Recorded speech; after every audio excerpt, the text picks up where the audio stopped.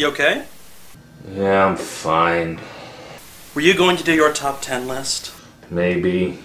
No, I don't want to. I hate this here so much. I think it was just so bad. Well, that doesn't mean there weren't good things about this year, too. I guess. You can do this. Just need to get up, find your positivity, and... Oh, dear. Hey, what's wrong with Todd? He's drinking again. That's not good. We're still cleaning out the vomit from July. Wait, what's going on? Todd's off the wagon again. Hey, let me talk to him. Fucking Fall Out Boy fans. Hey, Todd, I know you've been depressed lately about your work, but you've still got your friends and your fans, and everyone's been really looking forward to you. Wait, is that our bourbon? You stole our alcohol again? You still haven't replaced all the Captain Morgan you took last time. Dare you mooch! I can't believe you. This is the last time you're ever invited to any of our... Well, you better handle this. Todd, I know you said you didn't like this year very much, and I know you don't want to sit there and just praise songs that weren't very good. Oh, they're good. It's probably better than last year's, even. Well, see, there you go. You did more positive reviews this year than I've ever seen you do. That's half your list right there. Actually, some of those songs didn't even make the list. Have enough good songs you've had to cut some of them back? Well, what are you waiting for? Get in there and be the best hooded silhouetto of a man that you can be. Yeah, you're right. You're right. This year had plenty of good music. I'm just whining. I'm gonna get up and I'm gonna talk about the pop music I love. Give me a sec.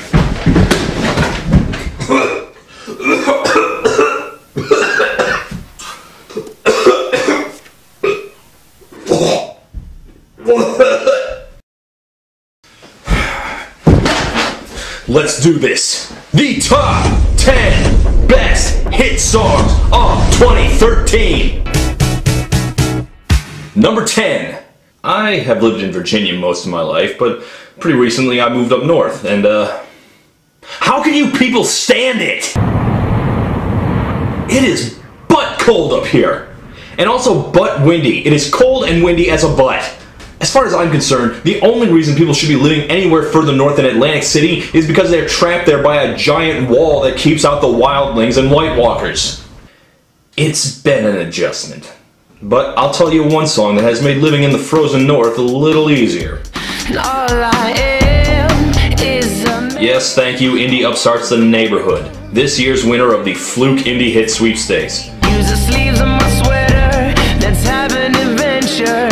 Whenever I think this bitter, nasty cold is the worst thing that ever happened on Earth, their song Sweater Weather always jumps into my head to remind me the one good thing about the cold.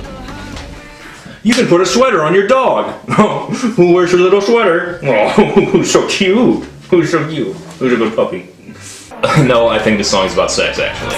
One love, one house, no shirt, no blouse. I mean, just a guess. And I gotta say, this song has done more to make cold weather attractive than a billion Let It Snows or Baby It's Cold Outsides. Of course, anything is more attractive than Baby It's Cold Outside. The original Blurred Lines. 'Cause it's too cold. And it's nice to hear these guys bring some rock star swagger into the world of scrawny hipster indie rock. Both your hands in the holes of my sweater. I mean, did you ever hear Foster the People sound like they were getting any? The closest were Neon Trees, and they were nowhere near as convincing as these guys. This would be higher on the list, except at the end there's this inexplicable slow part, which I'm honestly not sure was a good idea. Kind of kills the vibe. I don't know, does this part represent the hypothermia getting to them as they fall asleep and die? I don't know. 'Cause it's too cold. But yeah, despite some minor misgivings, this song is still pretty great. Now we just need a song about hoodie weather, and I'll be the coolest kid in school. It's too cold. It's too cold to handle a sweater.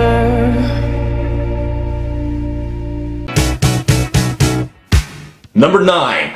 Since most of the big songs this year were pretty bad, a lot of my picks come from a little lower down the charts. If Billboard said it was in the top 100 this year, it counts. So, even though this song I only heard about 4 times at best, well, you know, that's more of a failure of the music-buying public and not the artist, who is awesome. Always.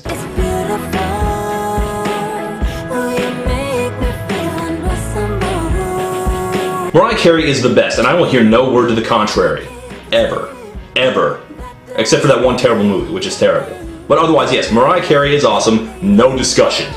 Mariah Carey isn't the best because she has the biggest range. It's because she is just so damn happy to be singing. The difference between a Mariah and a Christina Aguilera is that Christina makes it all look like grueling work, and Mariah makes it sound utterly effortless. And her duet with up-and-comer Miguel is her best song in a decade. It's the kind of 60s soul classic love song that Springsteen is always singing about. With a couple F-bombs, which maybe I wouldn't have used. But otherwise, yeah, it's just amazing. I mean, he's singing about his motorcycle. Springsteen definitely inspired at least a little of this. Miguel also more than carries up his half. I think I finally get why he's famous, but let's face it, he's still a little bit out of his league. They're both singing about how beautiful each other are, but there's a reason the camera is lingering on her body and not his. You best believe if that were Usher instead, his body would be getting equal time. And I know, this song just barely qualified as a hit, but god damn do I love it. I hope Mariah never stops singing. She's a good way into her 3rd decade of hit making, and she just never stops sounding beautiful. You know what's not beautiful though? Hashtags. Seriously, that can stop at any time.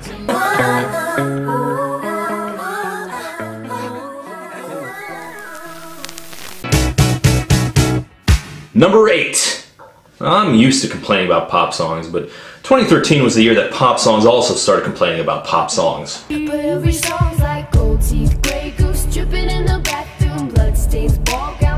Well, not every song's like that. That'd have been more accurate a few years ago, but I mean, I get you. It's not like materialism is a dead fad or anything. No, I like Royals, I do. There's something about Lord's populist stance or carefully maintained poise that really does strike a chord. But still, I'll be honest, Royals is easier to like for what it isn't than what it is. I don't know, I just feel like if you're gonna tear down the tired old world that pop's built up, you need to have an attractive vision to replace it. And one song did just that. I'm gonna pop some tags, only got $20 in my pocket. I'm hunting. Damn, that is a cold ass honky, is a thing people apparently say. Walk into the club like, what up, I got a big cock. Now here's a song that clears a way to the bright, shining new future. No more shall we listen to tedious bragging about wearing the flashiest, most expensive fashion of the moment and all the ridiculous luxury porn that comes with it. No, Macklemore has a bold new vision. Cheap-ass second-hand clothes. Yes, this is what we have to look forward to. Yeah, quite honestly, thrift shopping is kind of a stupid thing to rap about, but he sold me on it completely. A sense of coolness that's dictated by something other than a price tag. That's astounding. So update your hot or not fashion list now. Tom Ford is out. Goodwill is in. Matter of fact, the neighborhood can probably thank Thrift Shop for their success too. It's a lot easier to get someone to put their hands in the holes of your sweater when your sweater's already full of holes. I'll wear your granddad's clothes. I kind of want this song to be as disruptive to the current state of music as Smells Like Teen Spirit was. Out with the old excess and in with the new, I say. This is fucking awesome. Number 7. Speaking of Macklemore, how about a little Macklemore? And we go back. This is the moment. Tonight is the night. We'll fight till it's over. So we put our hands up like the ceiling can't hold us. Like the ceiling can't hold us. And I think you need to point out here that Macklemore is more than Macklemore. The full name of the act is Macklemore and Ryan Lewis, and Lewis is especially important here because this may be the single best beat Lewis will ever make. See? You see, Katy Perry, if you want to make a pump-up anthem, it actually has to pump you up. And both those songs start with like high treble piano chords, but Ryan Lewis makes it punch. And for some reason, it never sounds right when I try to play it.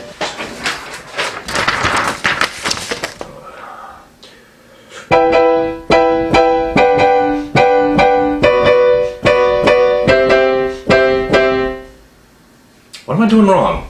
And the song just keeps building up on that riff. The drums, the brass band. This is the most propulsive song the Hot 100 spat out at us this year. Of course, Macklemore's presence is no small thing either. Return to the Mac. Get up what it is, what it does, what it is, what it isn't. Lord may be tired of being told to put her hands in the air, but even she might give in just this once because Macklemore is just killing it. And I'm eating at the beat like it gave a little speed to a great white shark on shark. We raw. Can't Hold Us is probably the song that will make Macklemore. Thrift Shop broke him through, but it should have consigned him to one-hit wonderdom. Can't Hold Us is a statement of purpose. This is where Mac proves that he is an honest-to-God superstar, and we'll see where he goes from here. He's got some high expectations to live up to come that next album. But I think he can make it. The ceiling, after all, can't hold him.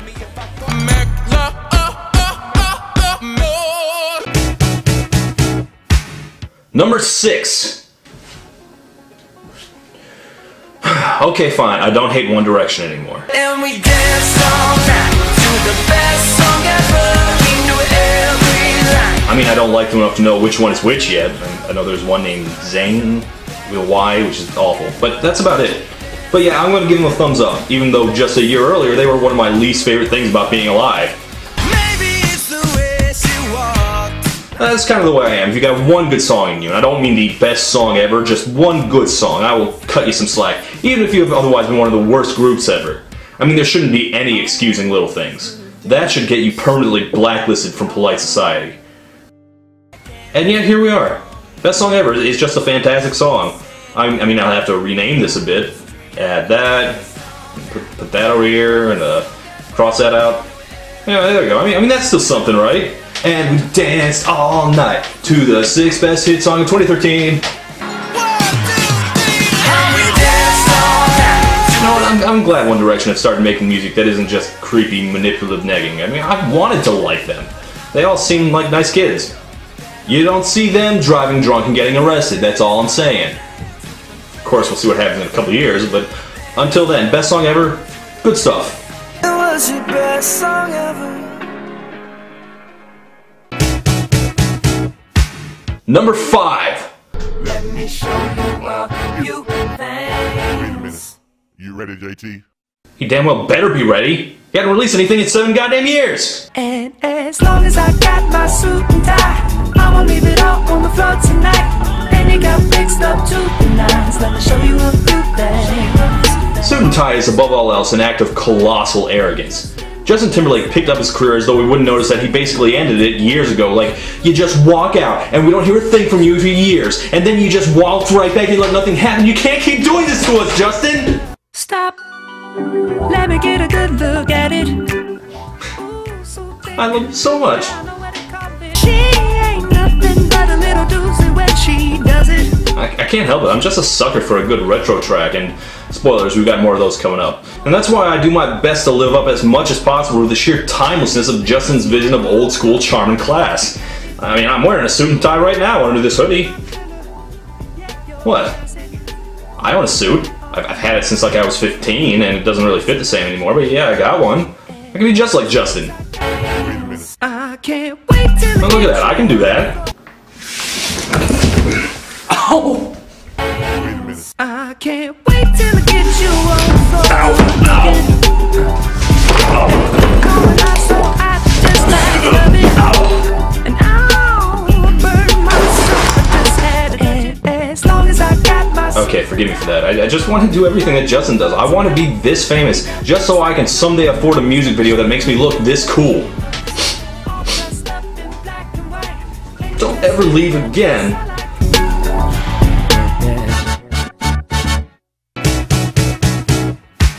Number 4.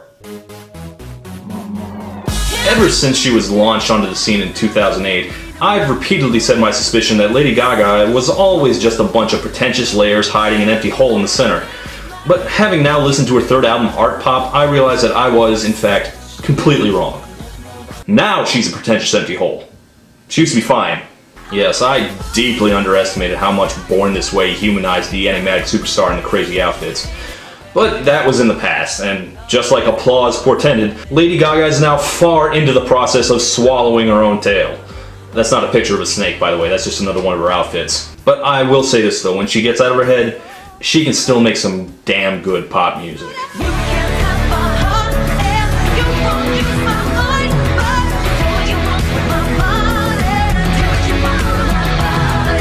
At first glance, Do What You Want is another Poker Face, a song about being sexually open but emotionally closed off.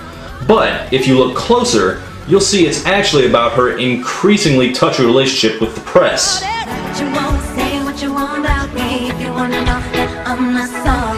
You know, Gaga, you wrote a whole song glorifying them, you kinda brought this on yourself. But regardless, for someone whose work can be gloriously messy, Do What You Want is probably the tightest song she's ever written. I will admit though, out of all the songs on this list, this is the one I'm the most uncomfortable with including, because one of the people who sings on it is a literal child molester. I love to hear you say, girl, do what I want with your body. I can't emphasize this enough. Do not let R. Kelly do what he wants with your body. Because he pees on people is where I'm going with this. Early morning, longer nights, time for private flights. Yeah, R. Kelly's on this song and he changes it in all sorts of weird ways. This song is about Gaga surrendering control of her public image while defiantly retaining her identity, but R. Kelly does not think that abstractly. Back at the club, taking shots, getting naughty. It's cute that Gaga thinks R. Kelly would care even one littlest bit about her mind, or heart, or anything else besides the body. He does not give one shit about those other things. We don't give a But I can't help it, I've always loved R. Kelly's music, and his part is just fantastic. I just love hearing his voice. I really wish he wasn't such a disgustingly evil human being. For those made uncomfortable by listening to an honest-to-God pedophile, Gaga was kind enough to record a new version with Christina Aguilera.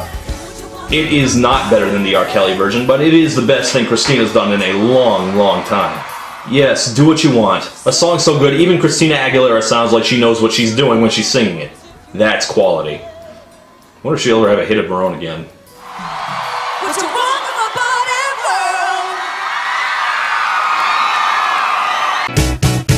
world? Number 3. Pull up, Drank. headshot, Drank. sit down, Drank. stand up. Drank. Why you babysitting? Only 2 or 3 shots. I'ma show you how to turn it up a notch. First you get a swimming pool full of liquor, then you dive in it. Pool full of liquor, then you dive. I like Macklemore and all, but as far as I'm concerned, the hip-hop world belongs to Kendrick Lamar right now.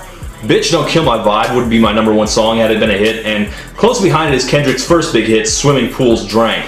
A song about how difficult it is to resist the temptation of the bottle in a culture that glorifies it. And it strikes a deep chord with me. Now, I'm not much of a drinker myself, but I have seen other people depend on alcohol. I mean, I went to college. I done grew around some people living their life in bottles. Even when it's fun, there's an undercurrent of your life being sucked away. Again, not that I know personally.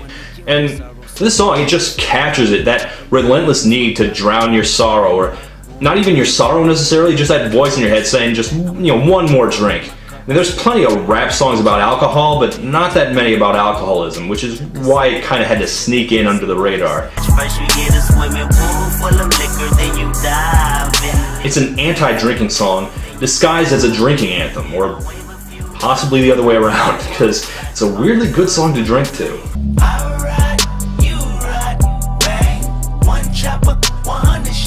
I don't know, it repeats the word drank enough that it kind of starts getting hard to resist. It's like subliminal advertising. Pull up, Drank, headshot, drank, sit down, drank, stand up, drank, pass out, drank, wake up, drank, fade it, drank, fade it, drank, You're a bad influence, Mr. Lamar. fade it, drank, fade it. drank. Number 2! I struggled mightily choosing between number 2 and number 1. This next song unfortunately lost the battle to be my pick for the best this year, but it's definitely the one I listened to the most this year. Like, I wouldn't be surprised if I listened to it close to every single day since I first heard it. This song is just that good. And what musical genius brought it to you? Baby squirrel, use a sexy motherfucker. Treasure, that is what you are. Having already proven he could do The Police circa 1977, Bruno now shows he can also do Kool and the Gang circa 1980. I didn't even know early 80s R&B was a thing I was nostalgic for. No one ever seems to say any good things about that awkward era of R&B between the Afro and the Jerry curl, but goddamn, Bruno makes a good case for it. Give me your attention, baby. I just want to go back and find all the retro funk music videos I can, although, trust me, even when they're trying to be bad at it, Bruno and his crew have much better dance moves than the people he's paying homage to.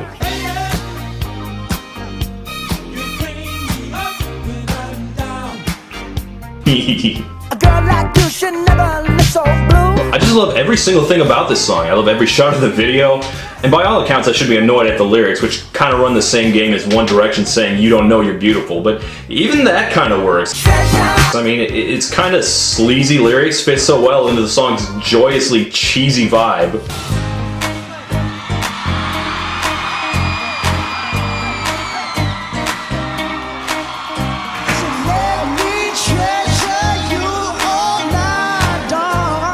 I really wish Bruno would quit trying to carve out his own identity and just remake old genres. This is by far the most charming thing he will ever do.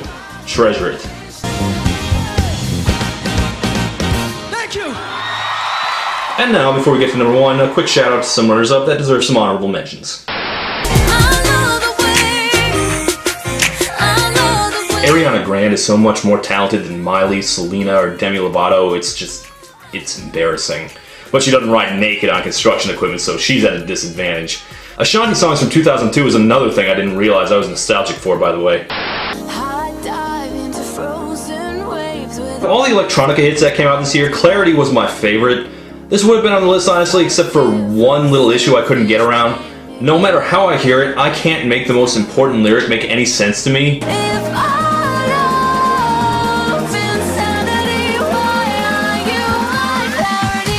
That doesn't make it. I can't put my finger on what's wrong with that, but it just bugs me. For the record, I like Lorde way more than Lana Del Rey, her most obvious predecessor. We'll see if she can keep it up.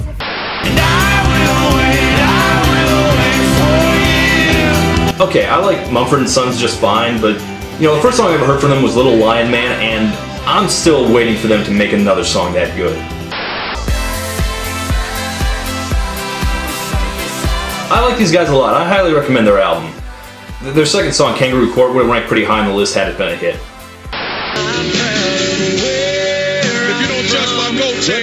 Just kidding. And now with that out of the way, let's finish this year off. Number one. I've seen a lot of people speculate what my number one song would be this year, and based on what people have guessed, I'm pretty predictable. What can I say? I mean, I thought long and hard, I deliberated for weeks, but from pretty much the first moment I heard it, there was only ever going to be one thing that was going to be my number one pick for 2013.